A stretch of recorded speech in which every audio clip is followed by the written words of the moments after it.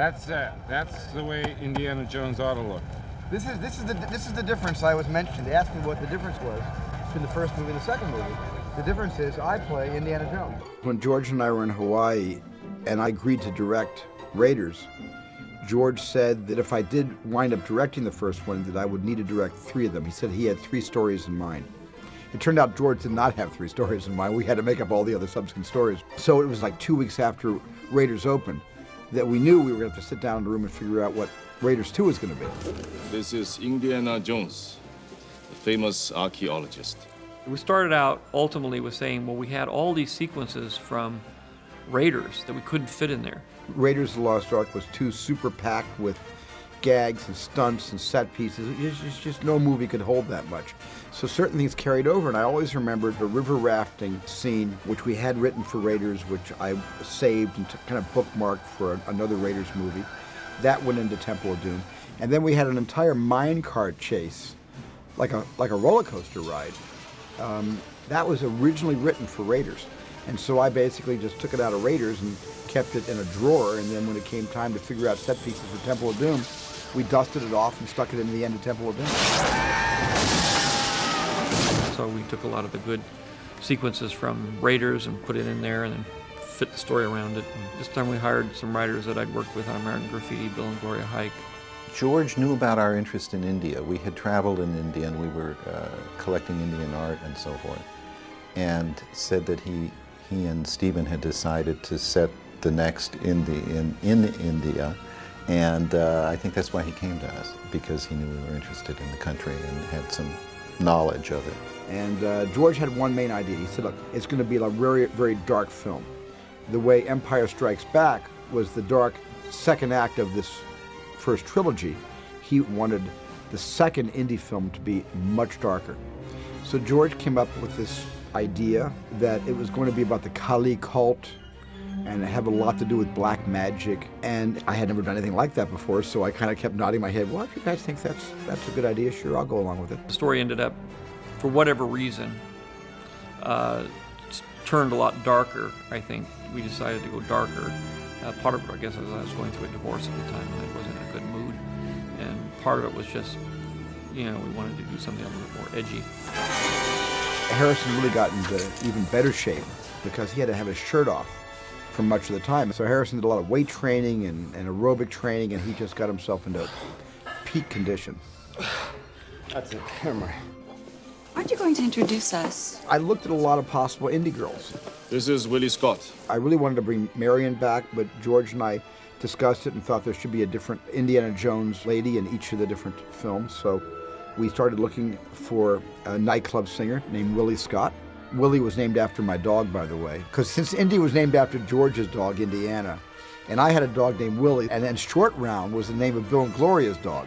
So Key was called Short Round. So in that sense, all 3 characters were named after our house pets.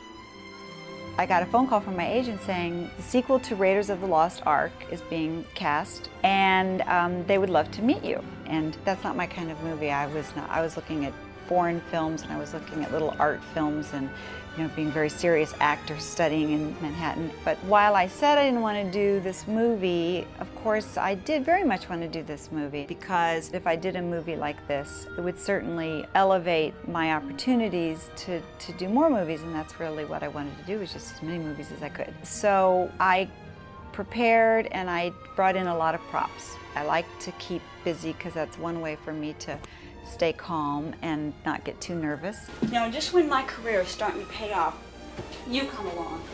You stick a knife in my dress, Paris original. I'm in the first ever gunfight with real goddamn bullets, and then you crash an airplane. You crash an airplane. You call yourself a doctor. And I thought she was absolutely Willie. She wasn't spoiled, and she wasn't that character in real life, but I mean, she had the energy to play that girl. I remember taking the tape over to Harrison's house that night and saying, look, I've got about 15, 20 girls on tape. I only want to show you one. And I put Kate in. No second choices for Harrison. He said, she's the one. And that's how Kate got cast.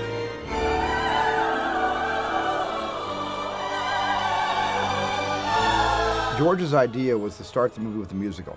He wanted to start the whole film with a Busby Berkeley dance number, where Willie Scott comes out singing some song. George didn't know what song, but that was George's contribution to the opening teaser and all of our story meetings. He said, why don't we start this movie with a musical number? He said, hey, Stephen, you're already saying you always want to shoot musicals.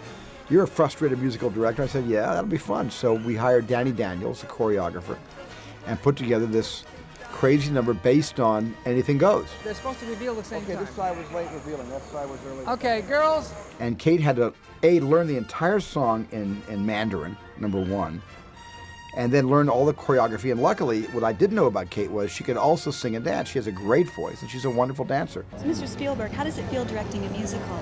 Well, it feels just swell. Just swell. It was an actress's dream come true. Singing, dancing, costumes. But we got the dress on, that little red number, and it fit like a glove. And so I couldn't dance. I didn't get to do the dance number. So all the tapping that I had done, it was heartbreaking. So I did a little this. I don't know what to, I'm speechless, you know what I mean? I feel like this is You want to go to the prom? Yes. You want to go to prom with me? Kate Capshaw had to wear this glamorous sequin dress, which I had made by Barbara Matera in New York. And it was completely made of original 1920s and 1930s beads and sequins, which Barbara had been collecting for years and years and years. But this meant that there was only enough stuff to make one dress. But this didn't seem to be a problem because the dress was only used in the script, was only used in this one sequence. And then, of course, the whole schedule was rearranged. And this sequence was going to be shot, instead of shooting it first before we went to Sri Lanka, it was the last thing we shot when we came back from Sri Lanka. But the crunch point came when we were night shooting.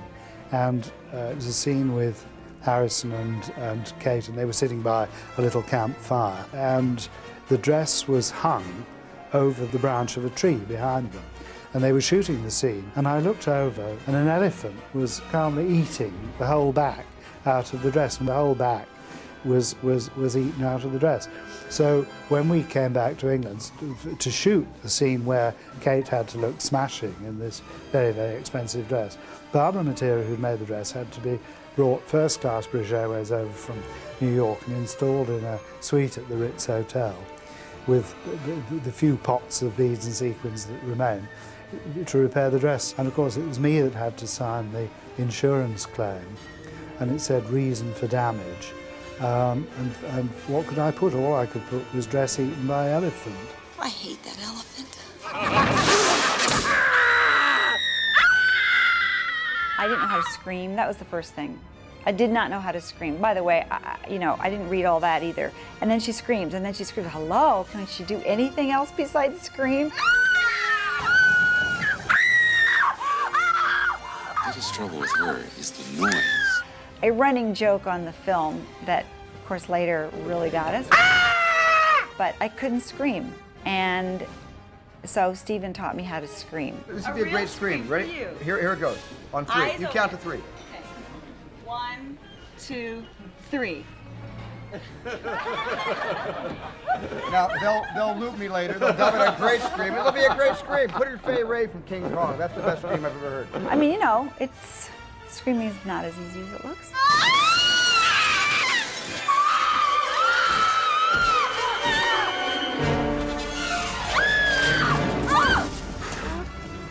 Wow, holy smoke! Crash landing! I was 12 years old when I auditioned for this part. And basically, they had an open call at my elementary school. And all the kids that fitted the description would call into the room to meet this casting director. Key was truly remarkable and quite unique. And when we did the open call, he actually didn't show up to do the interview. He brought his brother. And the entire time that he was trying to tell his brother what to do, we kept looking at him and finally said, who is this kid? And asked him to sit down and do the audition. Cheat! Are you saying that I cheated? Yes! Can you prove I cheated? Yes, I saw it! You saw what? I saw you just put a hand in it. You cheat, Dr. Jones! You cheat! What do you mean? Use the full card! Oh, You we're stuck paid together. now! We're No stuck together. mistake! No mistake! Mistake! I'm very little. You cheat very big! He was a real natural actor. He believed what he did. He invested emotionally in what he did. And I really enjoyed working with him. He was great fun. It's something you have to learn to do very easy. It looks like you're working real hard, right? But when you start, you can do it just like that. After the audition and they told me I got the part, then we got on a plane and went to Sri Lanka, which sort of replaces in India in the movie, and that's where the adventure begins. Of course it was set in India. I went to India first. We found all the locations. They were fairly well spread, but the one I liked best was the Amber Palace in Jaipur that we were going to use as the Maharaja's palace. I then began the negotiations with the Indian government, you know, for permission to do it. They have to vet the script and everything. And they began to ask for all these changes in the script. All scripts that are made by foreign film companies have to be submitted to the government for approval. Indians are very sensitive about foreigners criticizing anything in their country. I rang George and told him, I said, look, I'm getting an awful lot of trouble out of the Indian government about the script. And when eventually I'd done everything and I discussed it with George, we'd set it in a little principality on the border of India, so it wasn't actually India, all this stuff. And in the end, they said, you can't use the word Maharaja. Well, that did it. I said, I've had enough of this. And I rang George and I said, I found everything in Sri Lanka apart from Maharaja's palace. They don't have them there. How about a nice couple of matte shots and we build the courtyard on the back lot? We're going to shoot the interior of the studio anyway. And he agreed, and then I took it to Steve and he agreed, and that's what we did. We built a village in Sri Lanka, just outside of a small town called Kandy, right in the area where David Lean shot many scenes from The Bridge on the River Kwai. I'm such a film fanatic for certain kinds of movies that I just wanted to go near where he shot his great epic. All right, here we go. Hot. Here we go. There was an actor who I believe was Sinhalese and spoke Sinhalese, but didn't speak English at all, hardly at all. And his whole part had to be in English. And so what I had to do was, I've never done this before, I had to speak the English and he copied my English. So I actually would sit there and say to him, like monsoon, and he would say, like monsoon, and I would go, and I actually did this. I said, and it brings darkness. And I moved my hand across my eyes, and he said, it brings darkness. What has happened here? You will start in Bangkok, then like monsoon, it moves darkness over all country. And that's basically how I got him to speak English. And the pauses were built in, so you have to imagine my voice to understand why there are so many pauses before his next line, because I'm trying to get my words in there for him to repeat after me. And it's somehow kind of in a kinky way, and thank God for Mike Kahn, my editor, he sort of made it all work in the cutting room. Putting that scene together for Steven, I had to find, it doesn't look that way, but I had to find the line that works and how to cut away for something, then go back for the next line that works, maybe overlap a line, because he had to feed him every line, to keep refeeding him the lines. And that's the way the picture started. It was very difficult to make that work. Can you provide us with a guide to take us to Delhi? Yes, Sajnu will guide you. Go on the elephant. Indiana, I cannot go all the way to Delhi like this. In Temple of Doom, we had elephants, and of course, Sri Lanka had plenty of elephants. So they actually had an elephant orphanage where we went. We got some elephants, and they were trained and brought up to our location. Good mount. That's the way to get on an elephant. Well, riding elephants looks like fun, but in fact you have to sit right astride the shoulder muscle, the muscles behind the back there, and you sit in a position where it kind of pulls you apart. And I think that was the beginning of the herniation in my back. It's fun.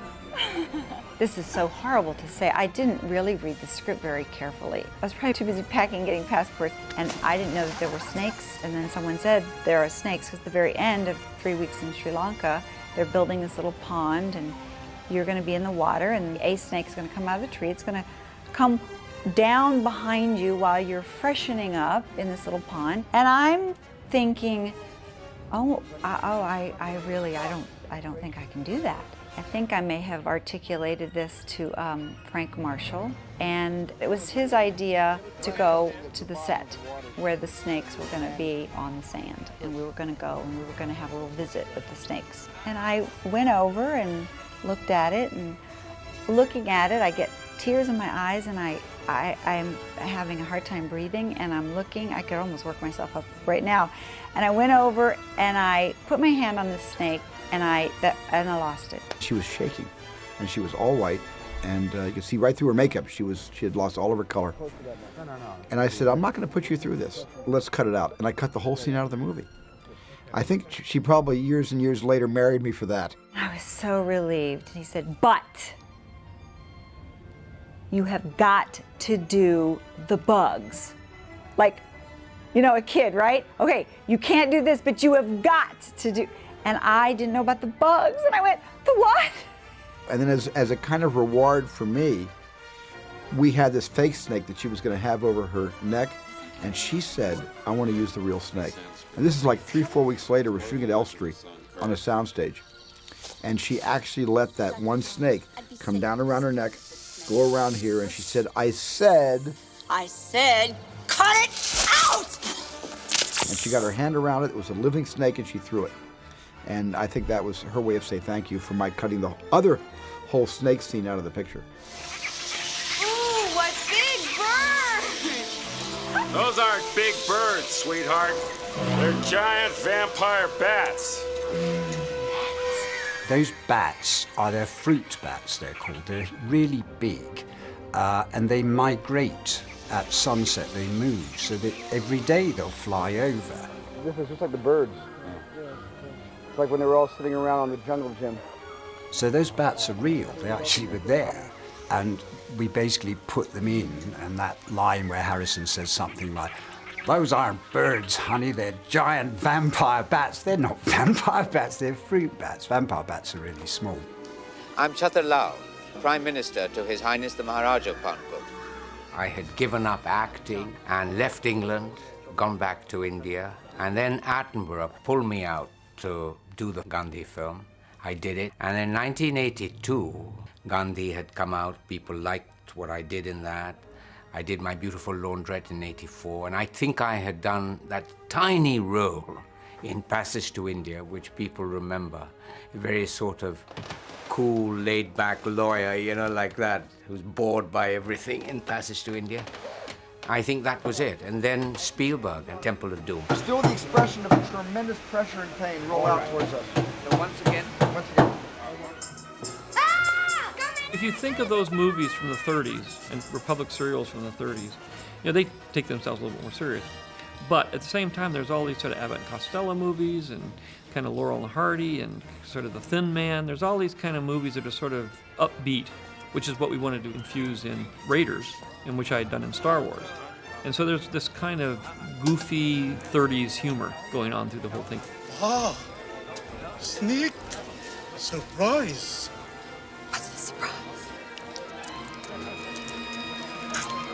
And I think that scene at the dinner table does sort of capture that spirit. I mean, we did have a lot of fun discussing it because it was, oh, let's sit around just thinking the most horrible things you could think of, but it's done very tongue-in-cheek. I mean, that was something that I'd always want to put in a movie. And Steve sort of has a sense of humor that fits right into that. He loves practical jokes on people, and I know he used to do a lot of that with his sisters. He used to, you know, throw spiders at him and things like that all boys do. But he really still loves to, you know, make creepy crawly things and have everybody go, oh my God. I said, what about a meal of the worst stuff you would never imagine eating as long as you would live? You know, like eating eels and eating bugs and eating brains from monkeys. I think in a way, by doing a kind of dark version of the Indiana Jones series, it gave permission to poke some fun at ourselves and have a scene that was really, you know, toward gross out comedy. So we had rubber bugs with, you know, don't worry, when you watch the movie, inside the bugs is custard. And inside the monkey brains was custard with raspberry sauce. Do you have anything simple, like soup? And also inside the soup was just rubber eyes that had these little stickums, and each eye stuck. And Kate was told that she had to really stir the pot to get the eyes to come unglued from the bottom of the pot to float to the surface, which was hard to do. Most of the takes, only one eye came up. I step on something. Yeah, there's something on the ground. In sitting around with Gloria and Bill and George knocking out the story, we were trying to think, okay, what's worse than snakes? What can we do in the follow-up of Raiders of the Lost Ark, now a globally known movie? What can we do that won't let the audience down? And I don't know whose idea it was, but somebody said bugs. And so I said, yeah, great, we'll get millions of bugs. Yeah, sure, as long as I don't move, I'm okay. Frozen in position. Stop breathing. It's a flying scorpion. Yeah, great. I became the Bugmeister, and I found a guy in England who did bugs. That one's on my neck.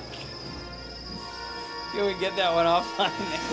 So we created this whole really disgusting bug hotel where we kept the bugs, and we had all sizes and varieties. And Kate Capshaw was not acting when we were dropping the bugs on her. They make me do the most awful things. I have to play with bugs. Do the bugs. No. Do the bugs. No. Do the bugs. No. She promised me when she wouldn't do the snake, she'd do the bugs. Okay, I'll do the bugs. Do the bugs.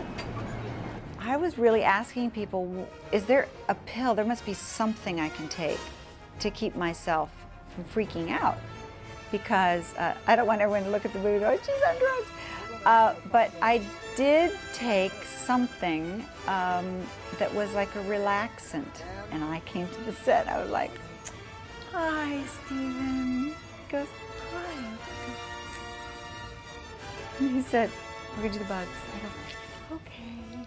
He said, well, I'm gonna come, I'll stand with you. And I went, okay. He said, they stand here, we're gonna pour some bugs on top of you. All right, where will they be coming from? Well, we're gonna pour a bunch of buckets of bugs from up above you, and they're gonna just come down onto you, and it's gonna be several buckets. Okay. Cut. Okay, right. That's how it was the whole day. Okay, we gotta get Robert down here. We don't have enough bugs to make the scene work. We need 50,000. I can't do this.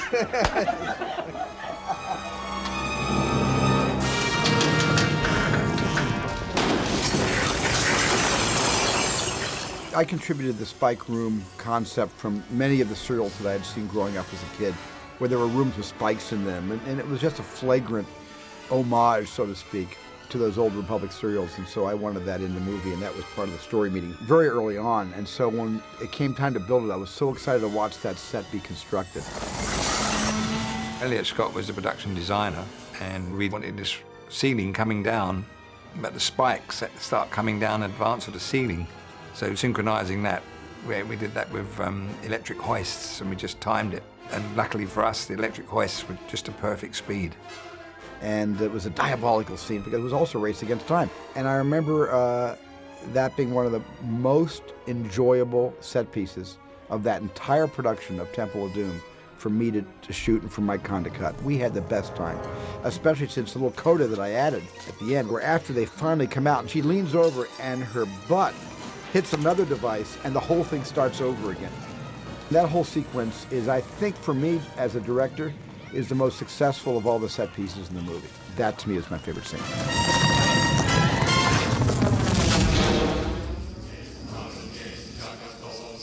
The evil temple. It was huge. I mean, when I walked on the set for the first day, it looked like an opera hall. It was just one of the biggest sets that I had ever seen. And it was a great set, and Dougie did the most ingenious lighting. He lit the pit with a lot of 9 lights, with a lot of red gel on it to give the fire effect coming up. Thanks for the cross light, thanks for the hot light, thanks for the dark faces and the hot backlight and all that crazy stuff. Dougie, I think, did his most daring lighting on all those kind of darkly evil set pieces in Temple of Doom. I was lucky enough on the Indiana Jones trilogy to have two great art directors, Norman Reynolds on Raiders of the Lost Ark, and Elliot Scott on Indiana Jones and the Temple of Doom, and also on The Last Crusade. The interesting thing about the sets, all 3 films seem to require fairly large interiors. We often had to use the larger stage in the studio. Quite a problem to light it away because they did need actually an enormous amount of light. And the great thing about both those art directors was that they were very helpful, and would ask them if they could cut certain sections in the rocks, the things that were supposed to be rocks, to enable me to hide lights, to illuminate the scene. So it did enable me to get the quality of light that I particularly wanted in there. Soon we will have all the 5 Shankara stones, and the Thuggees will be all powerful. Oh, that was 1984, and he's still more or less at the top of the villain heap. He's India's #1 villain, certainly India's richest villain. As he comes in, she's looking. He had a good build even then. I think he was a wrestler. He didn't do weights and things, but he was a big guy even then.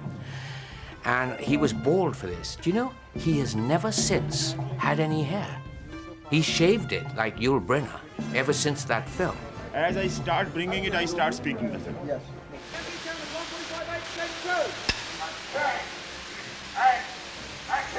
Harrison had a back injury on Temple of Doom.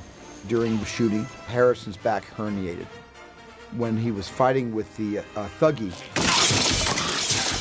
inside his suite in the Pankot Palace, he did that scene where guys got him around the neck, and Indy like flips his body back to knock the guy off, and that's where Harrison's back went. Man, he let out a call for help at that point. That was such a knife wound, almost like a stab right through his spinal cord. Nothing that I tried, therapy or drugs, or icing or anything else seemed to help. And I woke up one morning standing by the side of the bed and was unable to move either forward or get back in the bed. It took me 45 minutes to get back in bed. I was back here in the States actually when that happened, because I would go back and forth, and I got this call, and Steven said, Harrison is really in bad shape here, and I don't know what to do about it. They said he's working, but he's really in pain, and I don't know how much longer this is gonna last. So I said, okay, and I jumped on a plane, and I got there the next morning, and Harrison was in really terrible pain. He would be on the set on a bed, and then they would sort of lift him up and get him, and he'd sort of walk through his things, and they'd get him back on the bed. And I said, we can't do this. I said, if we have to shut the picture down, we'll shut the picture down. So I just said, let's get an airplane, let's fly Harrison to Los Angeles, let's have this operation happen as soon as possible. And we did. Quiet, please. Harrison Ford has a message for everybody here. I've got some good news and I've got some bad news. The good news is Harrison Ford is fine, he feels great. His enzyme papaya treatment worked fantastically well, and he's doing exercises and getting back into shape. And the bad news is he needs until August 8th to get back into shape. Harrison had this very controversial papaya enzyme surgery performed on his back, thank God successfully and permanently. And I was left in London for 3 weeks with a double, stuntman Vic Armstrong.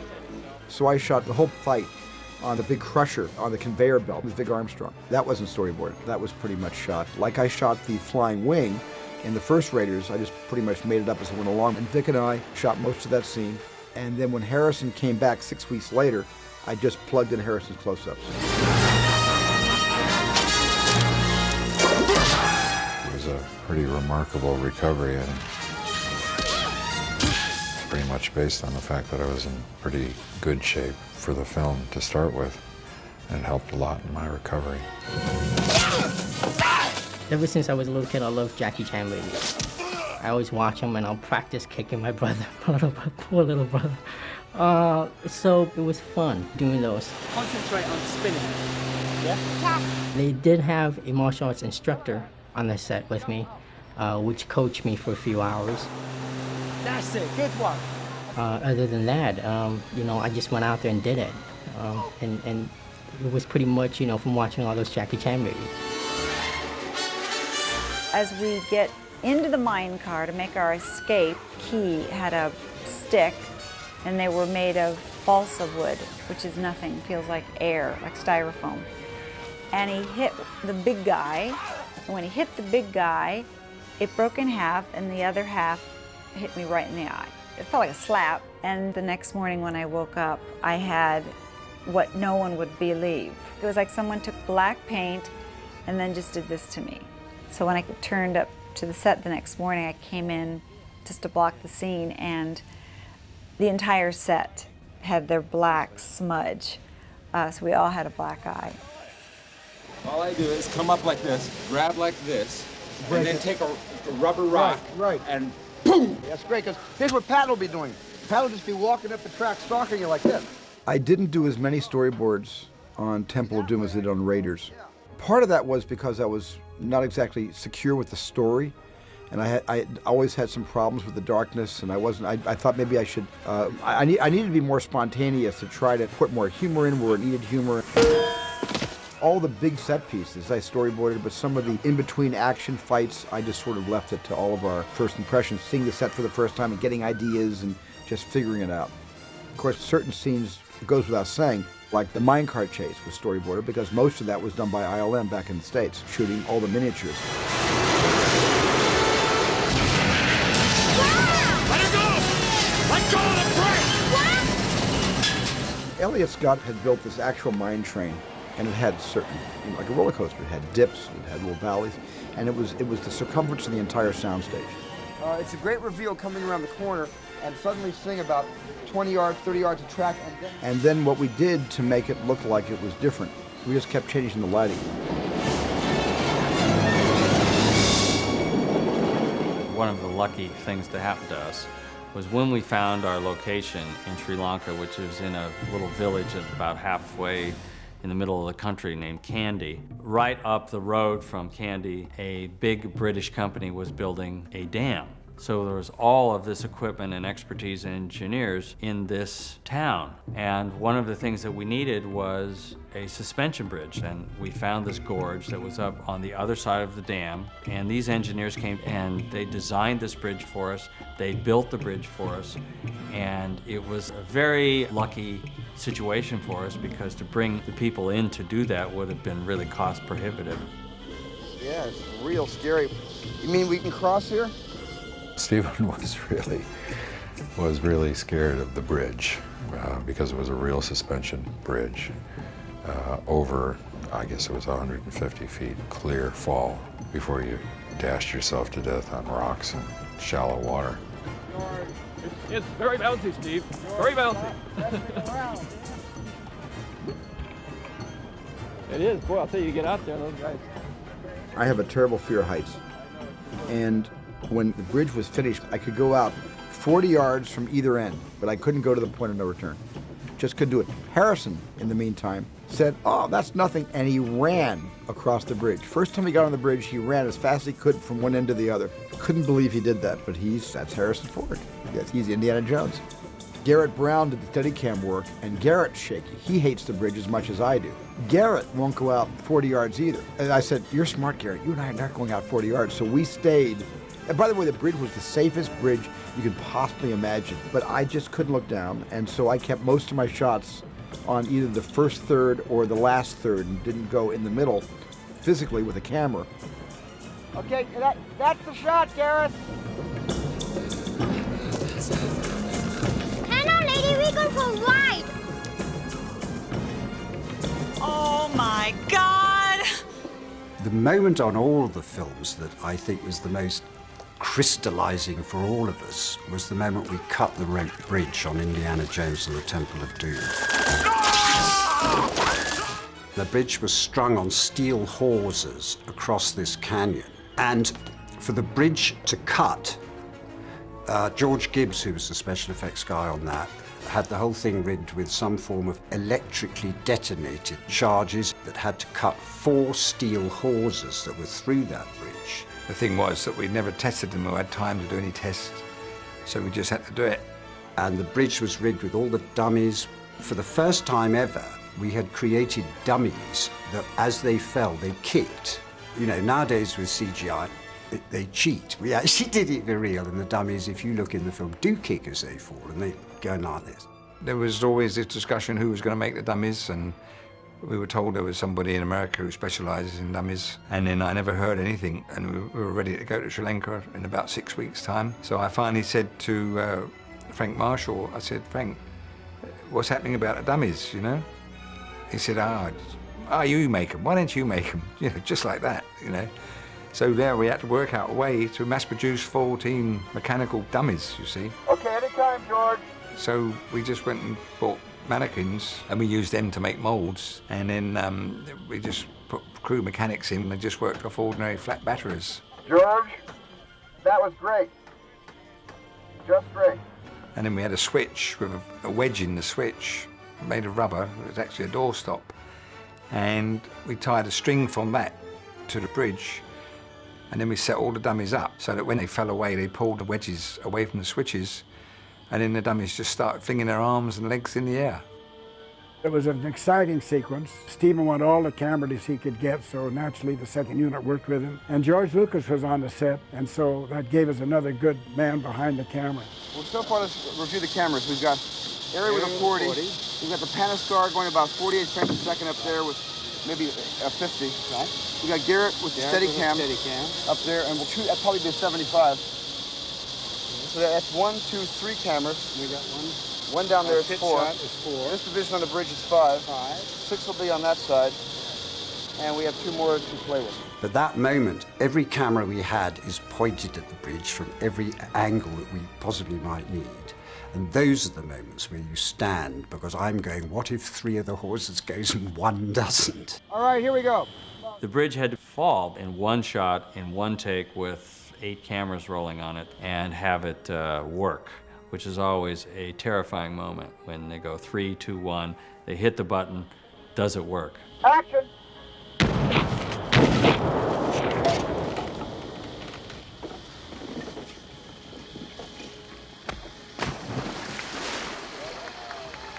And it went, and it was perfect. Now, those moments are incredible, because it's one go. If we'd blown it, I think it'd have had to be in some ILM fix, because we could never have re-rigged it. It was impossible. And then we go to England and continue shooting. And cut. All the shots looking up was in London with only a small bridge. And then the wall, we built a wall for all the stunt work when the bridge was hanging, and they were trying to hand over hand to get to the top. That was just shot on like a flat perspective, shaped like a mountain cliff.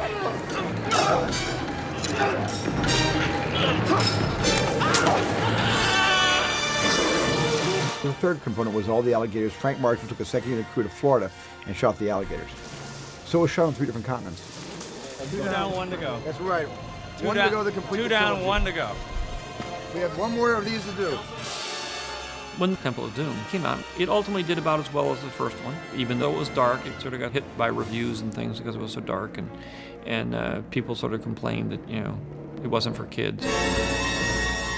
We did not get an R rating. We, in fact, got a PG rating, but it created a tremendous controversy, and people talked more about how inappropriate Temple of Doom was for younger children, and I felt there should be a rating in between PG and R. And so I called Jack Valenti, the head of the Motion Picture Association of America, the MPAA, and said, can't there be an in-between rating? And I actually said it could be like PG-14 or PG-13, and he said, let me get back to you, and the next thing I heard, Jack Valenti was able to institute, for the first time in many decades, a brand new rating. I think we went darker than any of us really wanted to go. But you're in the middle of it and you're doing things, and it's a matter of what you do every moment. And you don't realize what has happened until you put it all together and you see it as one piece. Because you do a little dark thing here, and then you do a light thing, and you do another little dark thing, and then you do another little dark thing, and then pretty soon you put it together and you realize, uh-oh, it's darker than it is light. And this stuff is stronger than we thought of it as. But I don't mind the film. We definitely wanted to make a different movie from Raiders. We didn't want to just do the same movie over again. But because this was supposed to be a different kind of movie than the first one, it was supposed to be a scary movie and more of a horror film. We were really surprised, and I think the reaction of the critics was somewhat harsh. Here, hold this. The other thing that they didn't like was the portrayal of the female. Where's my gun? Where's my gun? I burnt my fingers and I cracked a nail! So again, here I am, college educated, master's degree, half of my doctorate. I'm a single mom. I am woman, hear me roar. I'm living a life of such a feminist. And here I am being, not attacked, but I'm definitely being called on the carpet for creating this female that was, stereotypically not a feminist, with her fingernails and her this and her that and her whining and complaining and screaming. I couldn't have had more fun doing it. I'm afraid I just said, we're making an adventure movie. We're telling a tall tale. I was fairly well pleased with the final result. It certainly was a darker kind of story, but well worth it, I think, for the originality of that film. Compared to what I think expectations were for it, it was a little bit more challenging than I think what people anticipated. Just as you launch, the guy takes a swing and misses. He said, great, he likes it. Of all the Raider indie films, Temple of Doom is my least favorite. I mean, I look back on Temple of Doom and I say, well, the greatest thing that I got out of that movie was I met Kate Capshaw, and we were married years later, and that, to me, was the reason I think it was fated that I make Temple of Doom. And so even though Indiana Jones wound up getting the girl, I really did.